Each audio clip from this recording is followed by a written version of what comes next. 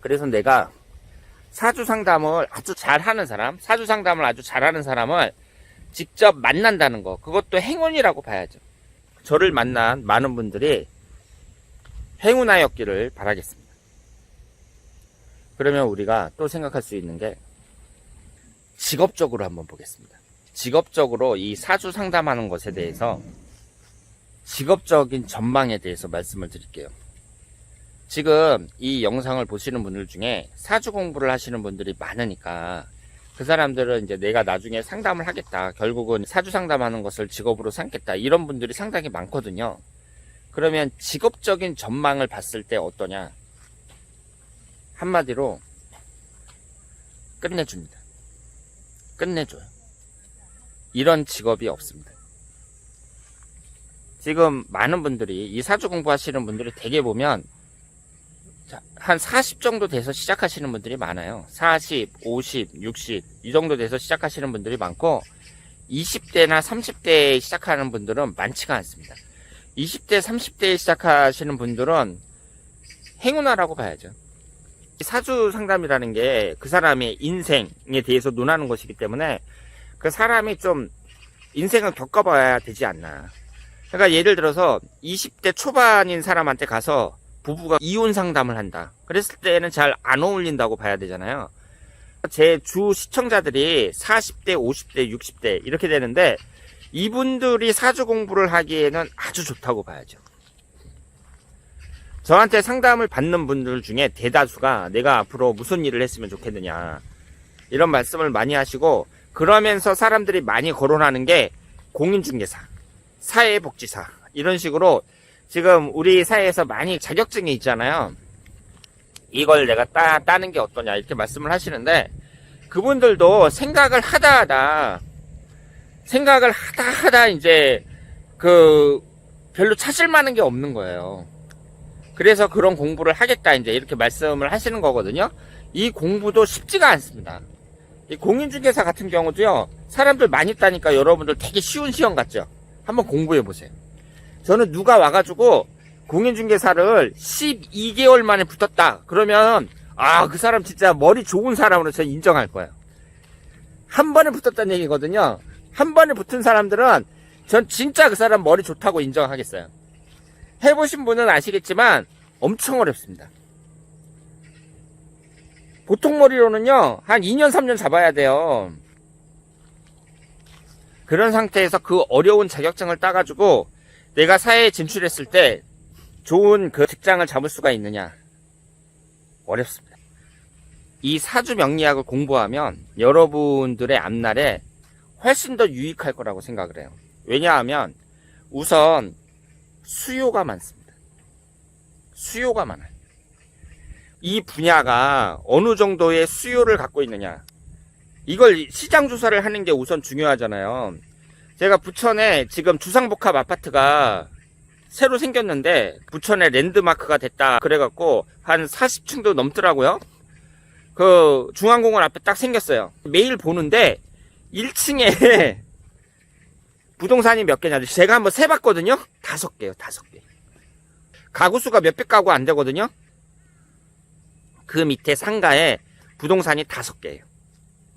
이렇게 경쟁이 심하니 힘들게 자격증을 딴들 거기서 빛을 볼 수 있겠냐고요. 이 사주라는 것은 수요가 엄청나게 많습니다.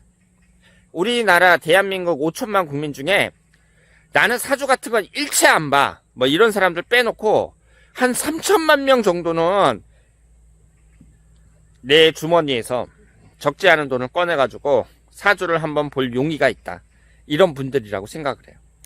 수요가 엄청나다고 볼 수 있습니다. 사람들이 또 말씀하시는 게 뭐 길거리에 포장마차 같은 데 상담한다고 뭐 앉아있는데 난 창피해서 못해, 이렇게 말씀하시는 분들이 있는데, 앞으로 미래에 있어서 사주 상담의 가장 선진적인 모델을 제시한 사람이 바로 저라고 생각을 합니다. 그것은 여러분들이 인정을 해주셔야 돼요.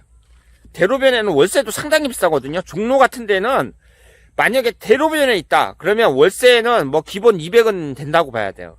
그런 데에서 상담하는 것도 아니고 컴퓨터 앞에서 하잖아요. 여러분들도 전부 다 여러분들 방 안에서 하면 되는 거예요. 집에서. 투잡이는 컴퓨터 한 대. 요즘에 PC 한 대 정도는 다 있지. 그러니까 투잡이가 안 되는 거예요.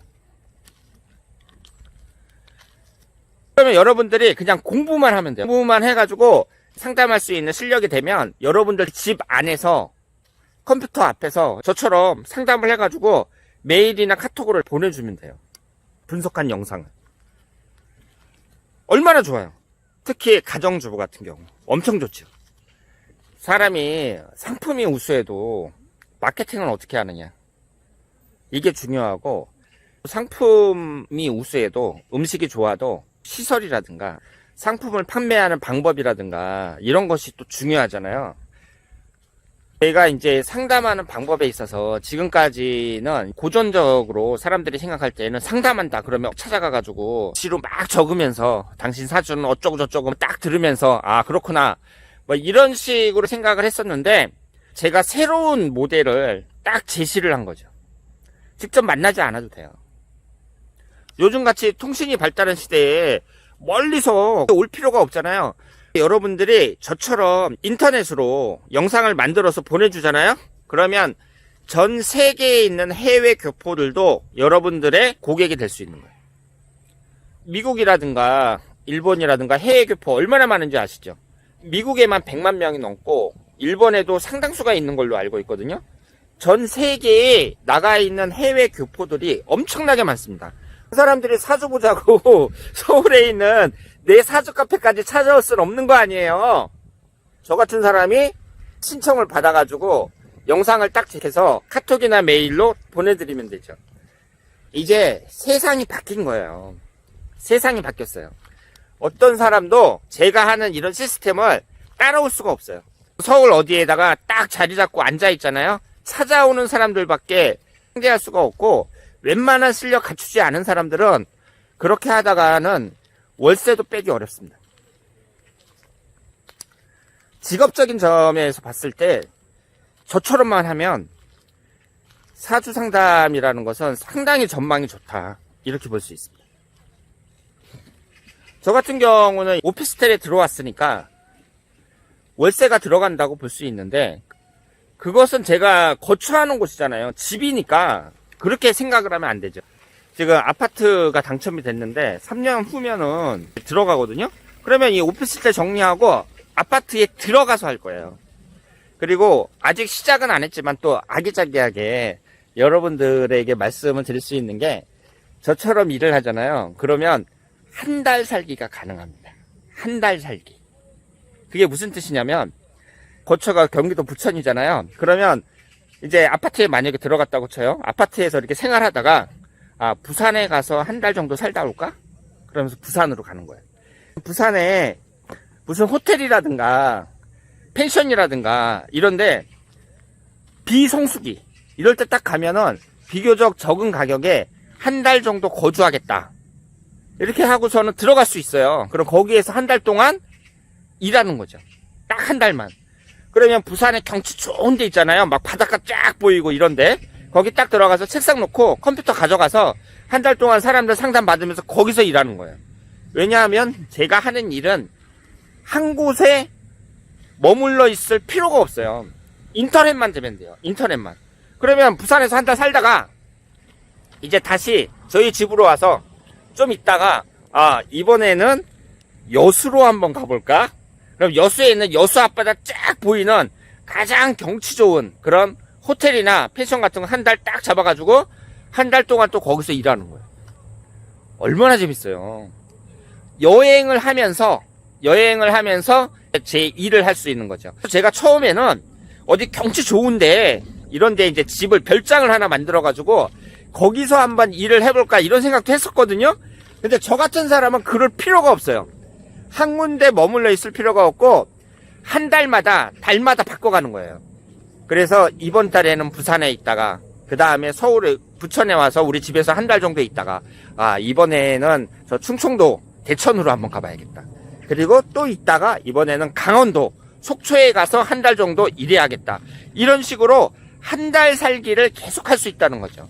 얼마나 멋진 삶이에요. 사람들이 자기 직장이 있고 사업체가 있으니까 떠나질 못하잖아요. 떠나봤자 뭐 휴가 때나 가끔 그 경치 좋은 데 가서 있고 그러는데, 저처럼 이렇게 남이섬 같은데, 남이섬처럼 이렇게 경치 좋은데 이런 데 와가지고 한 달 동안 일하면서 보내는 거지. 기가 막히죠. 기가 막혀. 세상에 이런 직업이 어딨어요. 세상 최고의 직업이라고 볼 수 있죠. 그리고 일하는 게, 돈도 돈이지만 일하는 게 재미가 있어야 되잖아요. 재미가 있으려면 여러분들은 어떻게 생각하실지 모르지만 자기 직업에 있어서 재미를 느끼고 흥미를 느끼면서, 아, 내가 하는 일은 너무너무 좋아, 너무너무 재밌어, 이런 직업이 별로 많지가 않아요. 그냥 자기가 먹고 살기 위해서 하는 거예요. 그리고 오랫동안 했으니까 지금 와가지고 바꿀 수가 없는 거죠. 제가 생각할 때 자기가 하는, 그 사람이 하는 일에 있어서 흥미를 느끼려면, 재미를 느끼려면 어때야 되느냐?